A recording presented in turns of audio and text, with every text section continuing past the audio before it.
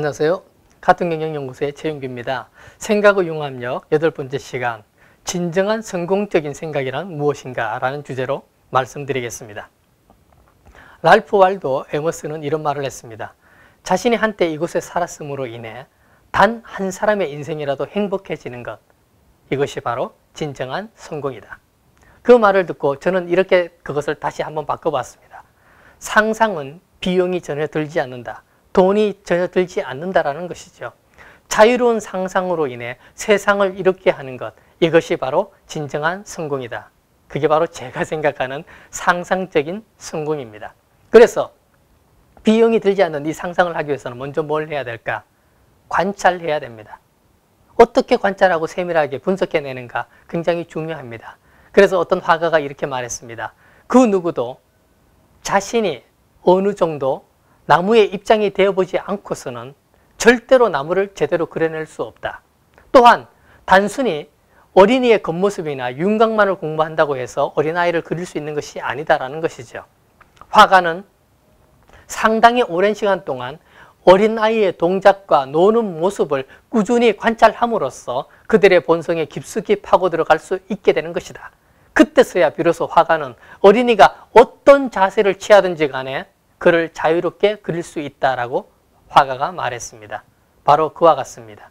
생각하고 관찰하고 상상하고 추론하고 분석하고 끄집어내는 것, 이 힘, 그게 바로 성공적인 상상을 만드는 지름길입니다. 시인 김난도 씨는 성냥을 보고 이런 시를 하나 지었습니다.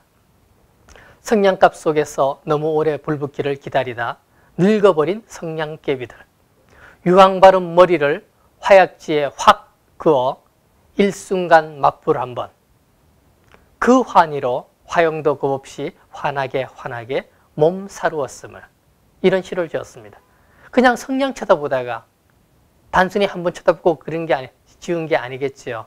얼마나 꾸준히 바라보고 관찰했는가, 사소한 것을 보고 세밀하게 관찰하는 것. 그래서 저도 김남도 시인처럼 성냥을 바라보면서 이런 생각을 해봤습니다. 성냥이 없었으면 성냥팔이 소녀는 무엇을 팔고 다녔을까? 또 이런 생각도 해봤습니다. 성냥을 불 켜는 용도 말고 뭘로 쓸 수 있을까? 여러분은 어떠십니까? 성냥을 뭘로 쓰시겠습니까? 그래서 이런 다양한 생각들, 관찰의 힘을 갖기 위해서는 우리 주변의 아이들, 어린 아이들 아무 할 일 없이 빈둥빈둥 노는 것처럼 보여도 그냥 내버려 두셔야 됩니다. 그 빈둥빈둥 노는 시간에 하루 종일 개미만 관찰하거나 하루 종일 엎드려서 마당에서 개와 놀고 있어도 그 관찰했던 모든 기억들은 아이 머릿속에 저장되는 것입니다. 어른들이 보기에 쓸모없어 보이는 그 일조차 그 아이에게는 먼 훗날 생각의 기초가 될 수 있다는 것이죠. 그래서 저는 전화기를 보면서도 이런 생각을 해봤습니다. 전화 요금 많이 나온다 하잖아요. 그래서 저는 이런 전화기를 만들었으면 좋겠습니다. 무조건 1분만 통화되는 전화기. 1분만 통화되면 무조건 전화는 끊어집니다. 그리고 전화했던 그 상대와 전화를 하려면 10분을 기다려야 됩니다. 이 전화의 핵심은 이겁니다. 용건만 간단히, 그리고 1분 안에 핵심을 전달하는 기술을 배운다라는 것이죠. 또 이런 아이디어도 생각해 봤습니다. 임종시에 남기는 마지막 1분 사업입니다. 누구든지 갑자기 불의의 사고를 당칠 수도 있죠. 그때 미리 여기에 회원으로 가입해 놓고 내가 사람들에게 남기고 싶은 마지막 1분을 녹음해 놓는 것입니다. 불의의 사고 때 또는 제가 지정한 그 날짜에 제가 저장해 놨던 그 1분의 그 녹음된 내용들은 내 전화번호에 소개되어 있는 저장되는 모든 사람들에게 다 날아가서 그 사람들에게 전달되는 것, 그게 바로 마지막 1분 사업입니다. 말도 안 되지요? 그러나 가능할 것 같습니다. 병원에 가서 의사들이 사용하는 청진기를 보면서도 이런 생각을 했어요. 저 사람들은 소리를 들을 수 있겠구나. 그런데 어떻게 소리를 판별할까? 그러면 소리를 듣는 게 중요할까? 판별하는 게 중요할까?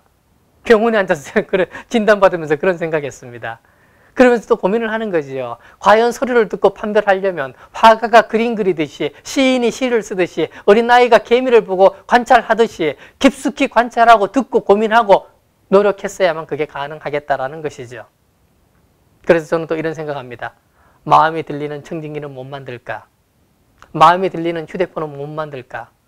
마음이 들리는 게임기는 못 만들까? 그러한 생각들. 이 세상에 있는 모든 발명품 중에서 영국 인디펜던스가 선정한 세상을 바꾼 100가지 발명품을 발표한 적이 있었습니다. 그 발명품을 보면서 이런 생각이 했어요. 아, 이 사람들은 기본적으로 내면에 사랑의 감정이 있는 사람들이구나. 그렇다면 세상을 바꾼 100가지 발명품에는 어떤 것이 있을까? 제가 한번 소개해 드리겠습니다. 냉장고, 나침반, 헤드폰, 칫솔, 휴대전화, 체중계, 전구, 브래지어, 체온계, 전자레인지, 수세식 변기, 우산, 현미경, 종이클럽, 카메라, 포스트잇.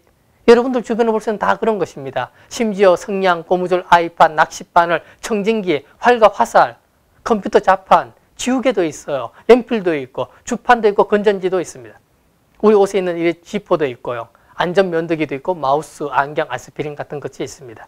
이렇게 많은 것들이 있는데 그 중에서 상상력의 핵심을 바라보는 것, 바로 미래의 여중을 바라볼 수 있다는 것입니다. 그래서 이러한 사람들이 수백 가지 발명품들을 만들어내서 세상을 이롭게 했듯이 결국 진정한 성공은 내가 하는 생각, 내가 하는 발상, 그 모든 것으로 나만이 혜택을 보는 게 아니라 이 세상 모든 사람들에게 공평하게 이로움을 전하는 자, 그게 바로 진정한 상상이라고 생각합니다. 감사합니다.